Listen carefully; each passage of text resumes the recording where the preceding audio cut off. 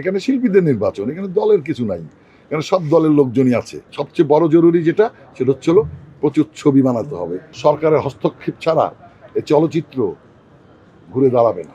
এটা সরকারের পৃষ্ঠপোষকতা লাগবে, হল বৃদ্ধি করতে হবে এবং শিল্পীদের মধ্যে সমঝোতা থাকতে হবে।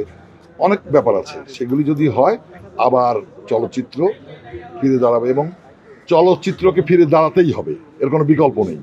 আমার কাছে খুব একটা চোখে পড়তেছে না এবারকার দলীয়করণের ব্যাপারটা। ঠিক আছে, এখানে শিল্পীদের নির্বাচন, এখানে দলের কিছু নাই, এখানে সব দলের লোকজনই আছে।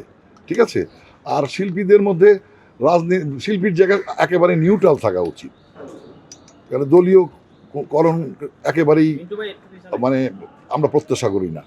থাকবে যার যার মনের মধ্যে থাকবে, কিন্তু শিল্পী আমরা সবাই এক জাত না। অনেক কিছুই তো চেষ্টা করা হয়েছে শিল্পীদের বিপদে আপদে অসুখ বিসুখে এগিয়ে যাওয়া।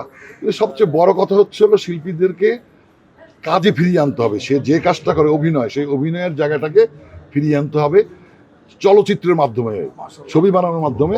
এটা খুবই জরুরি। তাহলে শিল্পীরা সুস্থ থাকবে, তাদের এক্সট্রা টাকা, অসুস্থতার জন্য এক্সট্রা টাকা দিতে হবে না। কাজের মধ্যে থাকলে অনেকদিন তারা বাঁচবে, সুস্থ থাকবে।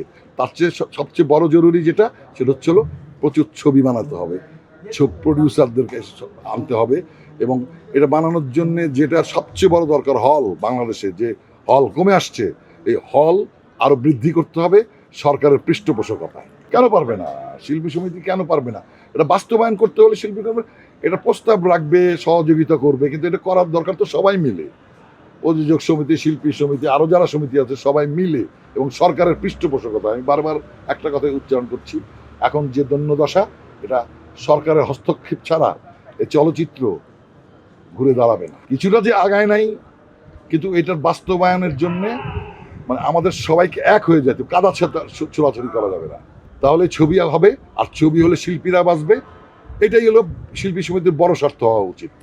কাজ এই প্যানেলের কাছে প্রত্যাশা ওই একটাই, যে যত কিছুই করুন না কেন, ছবি যদি না হয়, শিল্পীরা যদি কাজ না পায়, এফডিসি যদি সরগরম না থাকে, তাহলে কোনো সমিতিতেই কোনো কিছু লাভ নাই। কিন্তু আমি আশা করি যে সমিতি আসুক, ছবি বৃদ্ধি হবে এবার।